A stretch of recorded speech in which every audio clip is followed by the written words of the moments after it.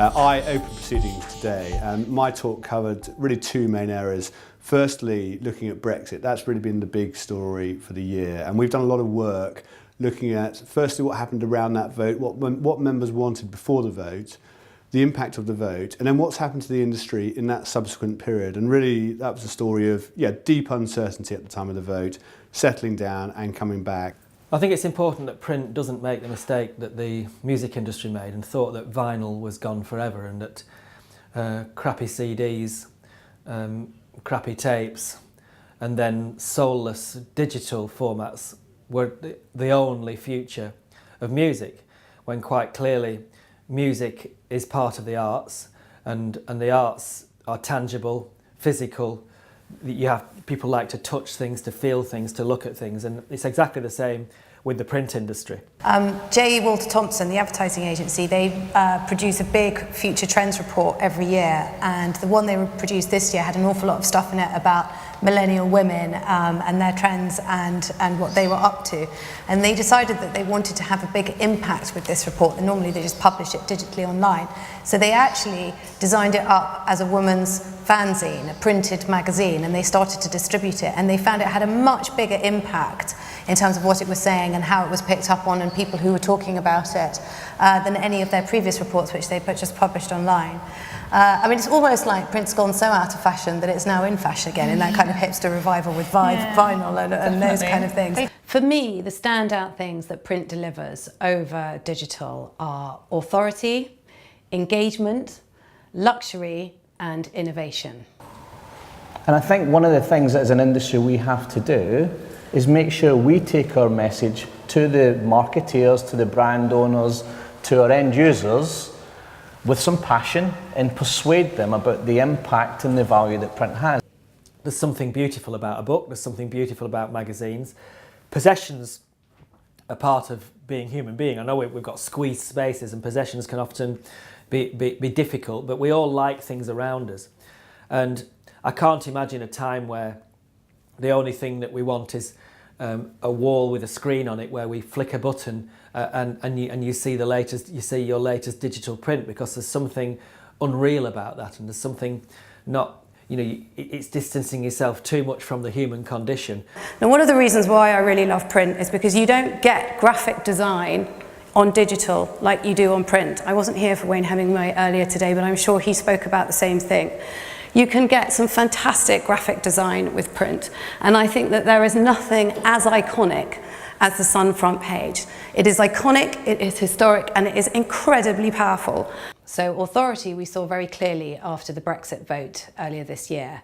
We sold 100,000 extra print copies of the Times on the Saturday following the vote, and an extra 75,000 on the Sunday. In times of uncertainty, when people want clear thinking, they go to trusted news brands, and crucially print news brands, to find that. Print is never going. Absolutely, it is not going. We'll work, if there was an argument for sustainability, there'll be another, we'll come up with a way of making it totally sustainable. That nothing will get in its way of staying. I think it's really important that these kind of conferences are happening to discuss the role of print in particularly across the industry, but particularly in a brand space. It's really easy for brands, and all of us in fact, to see the innovation that's happening in digital and be seduced by the shiny new things. The human brain adapts to the environment. And if we're now having an environment that is basically screen-based as opposed to print or book-based, then what we're going to see are big changes in how people think and feel. And what I'm doing today is exploring the issues that I think might be in peril. And if one just is going back to what one had, the digital technology, that's hard to envisage. Whereas I agree, I think that unless something replaces it, some new print thing. But just as an aside, that I'm sure will amuse everyone, there was actually a question in the House of Lords on whether vellum should be replaced by paper. Yeah. So I don't know how far behind the House of Lords is. Because there was about vellum was much more long. I learnt a lot. We need to have a platform where we can see what is it the role that print brings, what do they bring to the party, and how do we use that as part of this integrated mix. And I think that's what we're doing here today. This is one of the most carbon-intensive industries in the world today.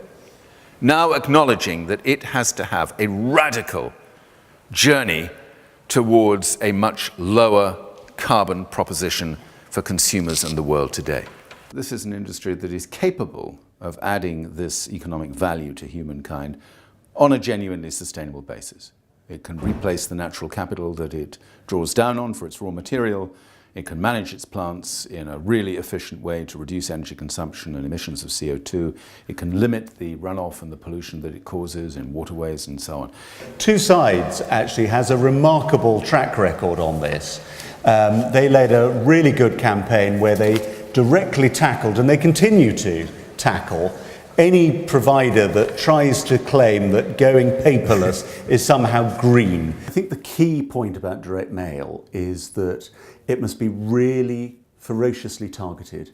There is no point sending somebody something so generic that they actually just don't even look at it, and it just goes straight in the recycling bin. So with the right kind of leadership, this is an industry that could continue to command a very important place in the total communications industries of the future. More than 70% of people actually like to be able to receive their bills online, but also to have the comfort of a paper bill. So we are not an anti-digital campaign, we are a pro-choice campaign.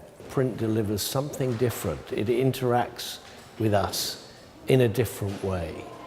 I think that it's important to send less, but to make it count more. And there is plenty of evidence that physical mail that you can physically hold on to is read more times than any number of emails. I suppose I'm left with the feeling, what a great bunch of speakers.